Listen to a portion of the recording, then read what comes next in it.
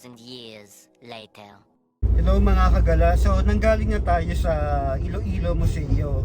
Ngayon, taxi na lang ako kasi nahabol ko yung oras. Medyo malayo pa yung biyahe papunta doon, 2 hours. So, kailangan magmadali. Hindi natin kabisado yung pabalik dahil bago nga tayo dito, alert daw tayo sa oras. So mga kagala, sumakay na tayo ng Ceres bus. Yung pamasahe natin sa taxi is 178 mula sa Museo Iloilo. Dahil nagmamadali tayo, kaya tayo nag-taxi. Then papunta tayo na San Joaquin.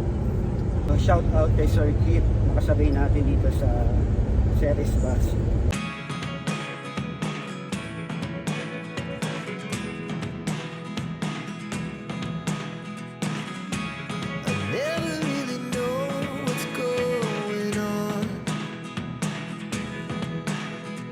Ng bus mga kagala, sasakay tayo ng president. Hello mga kagala, finally nakarating din tayo dito sa San Joaquin at nandito na tayo sa harapan ng Garin Farm. Umalis nga tayo ng Muon Terminal ng 10 AM. Hindi ko alam kung tama yung pronunciation ko. So nakarating tayo dito sa highway ng 10 AM. Tapos nag-tricycle tayo, ang bayad ay 50 pesos. Wala pang 2 minutes, nandito na tayo ngayon. Ito yung klase ng ticket na ibinigay ng Ceres. 106 pesos ang pamasahe. So ngayon, papasok tayo sa loob at magbabayad tayo ng entrance fee. Ayan yung entrance fee mga kagala, 150 pesos. Nag-ooperate sila from 7 AM until 8 PM. Thank you. Papasok na tayo. And then pagkapasok, kailangan natin mag-register. Gusto nyo mag-avail ng golf cart ride, ang bayad ay 60 pesos. Pero syempre, kaya nandito tayo, lalakarin na lang natin doon, mga kagala. So pagpasok natin, ito yung makikita nyo na pwede nating lakarin. Ito si San Isidro Labrador, patron saint of farmers. So yun. Tapos ito yung papunta ng function hall. So dito tayo pupunta ngayon, mga kagala. Dire-diretso lang tayo at i-enjoy ang magandang view dito sa Garin Farm. Ito yung portion na malilim talaga. Tapos ang maganda pa mga kagala, yung hangin. Ramdam ko na presko talaga dito. Wow, kung nandito kayo mga kagala, for sure mai-enjoy nyo. Tapos dito sa kabilang side, kung yung una merong mga itik, saka may manok, ito merong taniman ng suha. Ganda dito. Picture tayo mga kagala. Sa pagkaliko mga kagala, meron pa pala dito paakyat. So yan. Yan yung itsura niya mga kagala. Meron ding mga kalabaw, di ba? Ito yung pababa mga kagala.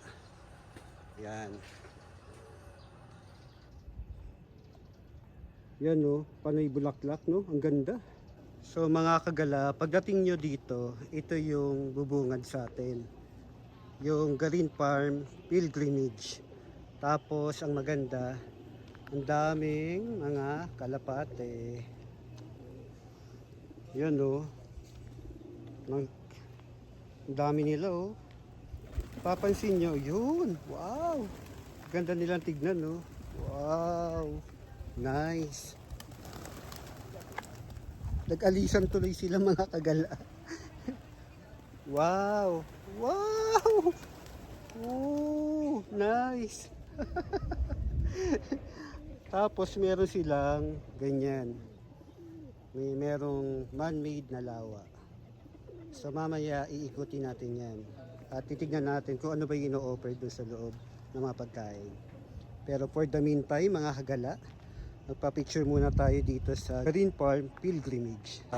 Sa likod nito mga kagala, ang ganda ng klase ng halaman. Yan o. Diba? And then sa other side naman, ito yung makikita. So yun mga kagala, nandito na tayo at sisimulan na natin yung pag-akyat. Na alam ko ay 456 steps yun or 456 steps. So tara. Although, pwede naman dumaan dyan. Yuyuko ka lang. Pero, merong 100 dito. Samahan nyo ako, mga kagala. Yan, pwede naman dito. Di ba? Hindi na natin kailangan yung muko. So, pasok tayo. Wow! Ganda oh. Tapos kapag kapasok nyo mga kagala, ito yung bubungad sa atin. Di ba? So, pakita ko sa inyo. Pagkapasok nyo mga kagala, ito yung makikita natin. Adam and Eve in the garden. Yan. Tapos ito, imposible naman hindi natin alam to mga kagala, no? Sobrang hindi natin makakalimutan ng kwento about Noah's Ark. Yan. And syempre, ang 10 utos. Ayan. Tapos mga kagala, yan yung aakyatin natin hanggang taas. Na alam ko merong 456 steps ang aakyatin natin. Parang tulad sa Coron, pero mga kalahati lang nito. Yung sa Luwalhati Park. So susubukan na nating umakyat mga kagala. Pagkatapos nun mga kagala, merong mga Station of the Cross katulad nito.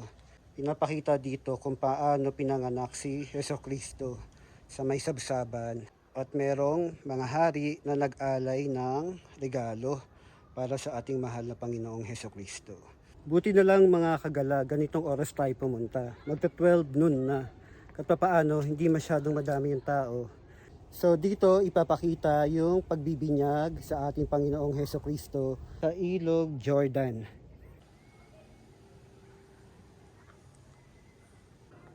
Umalis tayo sa Iloilo Museum ng 10 o'clock. Then nakarating tayo sa Moon Terminal ng Cerex, mga 11. Then nakarating tayo sa may highway at sumakay ng tricycle. Mga 2 minutes lang, nandito na tayo sa may Green Farm. And then yung next ay Triumph Entry of Jesus Christ to Jerusalem. So ito, kung familiar kayo mga kagala, yan yung palaspas na sineselebrate natin bago magmahal na araw. Tapos kung napagod kayo, meron pala dito pahingahan. Pwede magpahinga mga kagala, di ba? So, yan. So tuloy-tuloy lang ang pag-akyat mga kagala. At ito nga yung huling hapunan. Sorry, hingal na ako mga kagala. So yan. Then, akit pa rin tayo.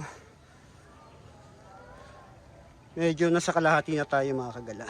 Ito naman mga kagala ang agony in the garden. Nakikita nyo si Jesus Christ dito.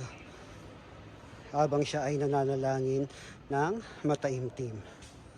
Dito naman makikita natin kung paano nilalatigo ang Panginoong Jesucristo. Dito yung pagpasok natin mga kagala. Ang presko ng hangin. Pero kahit presko, medyo tatamaan yung puso mo.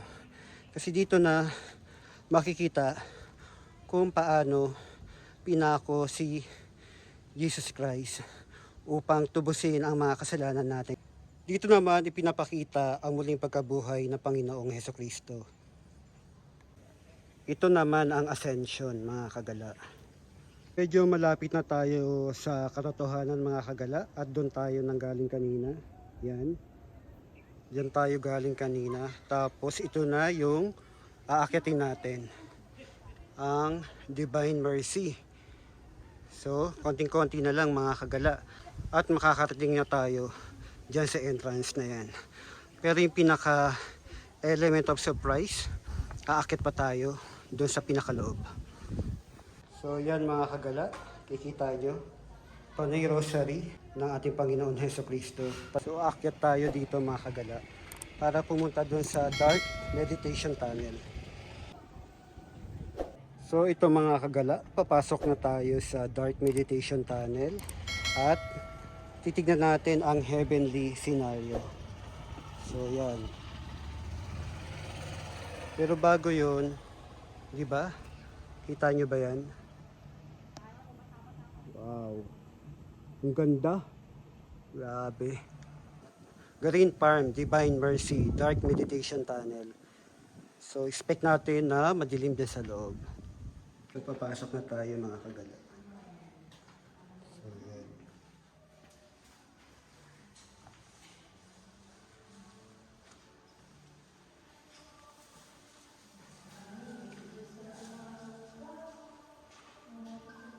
Wala akong makita mga kagala. Susundan lang natin yung ilaw na blue. Yan. Tapos may background music pa siya.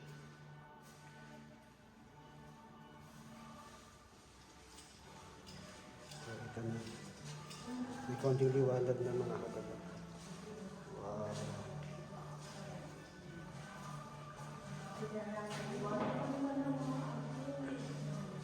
Diba? Ang liwanag.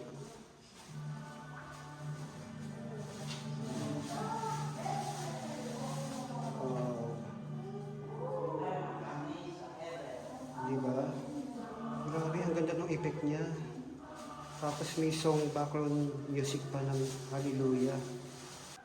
So tuloy lang tayo mga kagala. Yun. Pinapakita dito kanina mga kagala. Mula sa dilim, papunta tayo sa liwanag. Yan, medyo nakakasilaw nga yung liwanag niya. Pero yan yung magandang balita. Yan. Wow! Oh my God, kinakilabutan ako mga kagala. Feeling ko nasa heaven na ako mga kagala. No joke ha, pero nakakasilaw talaga siya. So advice talaga na magdala kayo ng sunglass. Oh my God. Thank you Lord for this opportunity. Grabe. Wow. Ito siya mga kagala. Nagsalamin na ako. Talaga masisilaw ka eh. Grabe, paano kaya nila nagawa to mga kagala? Ang sarap sa puso. Grabe. Wow.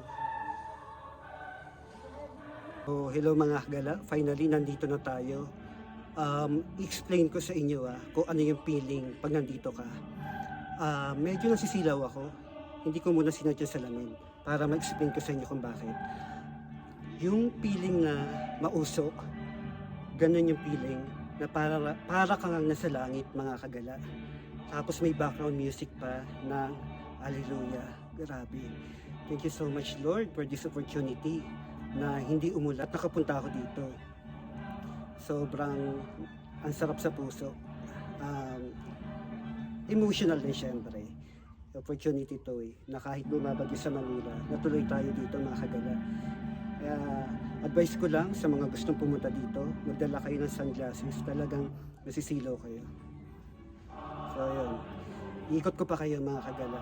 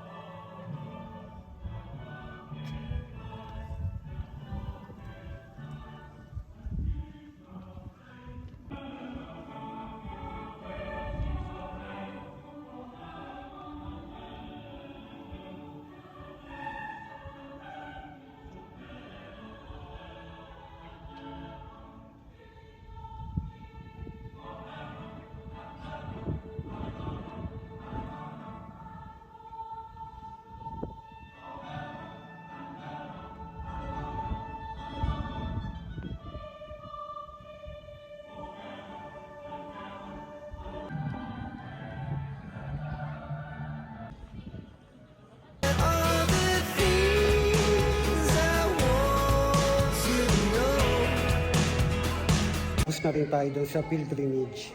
So, andito tayo ngayon sa restaurant para mag-lunch muna. Kasi ang time ay 1 p.m. na. So, mabilisan na lunch at babalik tayo ng Iloilo City. Grabe yung basa ng t-shirt ko mga kagalaw. So, naka-order na ako and then papakita ko sa inyo mamaya kung ano yung order ko. Ito yung itsura dito sa loob ng farm. So, merong swimming pool. Pwede rin kayo mag-check-in dito. ang lugar dito. Relaxing and refreshing. So habang hinihintay natin yung order ko, ikot ko muna kayo dito mga kagala. Sarap ng hangin, grabe, lamig. Yan o. Tapos yun yung dagat, ito, yan. Yan yung may puti. Diba? Ang ganda ng swimming pool mga kagala. Yan o. Hello mga kagala, so finally magla-lunch na tayo. Ang time ay 1:10. So umorder ako ng pagkain 1 o'clock. So within 10 minutes na i-serve na yung order natin. So ito. Yan, tsaka pineapple shake. Dahil sobrang init sa taas at napagod tayo, kailangan natin ng malamig na inumin. So samahan niyo ako kumain mga kagala at after nito, babalik na tayo ng Iloilo City. Kain tayo mga kagala.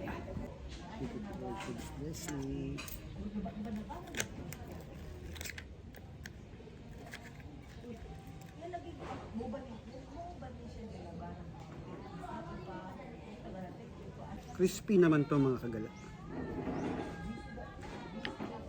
Malutong.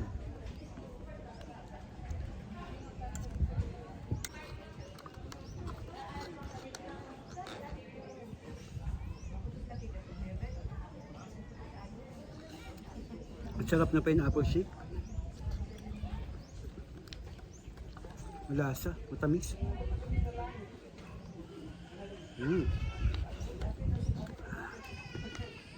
Yung parang gusto mo na ubusin lahat kagad. Secret